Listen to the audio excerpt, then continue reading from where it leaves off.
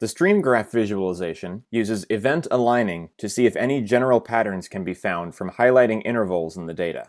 The event in this case is each participant's quit date, and this graph is only concerned with the first 3 days of data for each participant after their quit dates. Time here is once again represented using a relative scale seen along the bottom. So 12 hours or 1 day into the study is likely a different actual date and time for each participant. This graph features some parameters that can be adjusted after the graph is created, such as the zoom level of the x-axis, as well as the option to filter out participants from the graph using the checkboxes on the left. The checkbox with all in front of it will either show or hide all participants in the graph. Because this visualization uses a stream graph, stress values here are represented by the area that individual parts of the graph take up, rather than the height. At this point, for example, it may look like this participant's stress intensity was highest because it extends vertically the highest, but the area the data takes up is actually much smaller than the participant below it, meaning this lower participant experienced the greatest stress.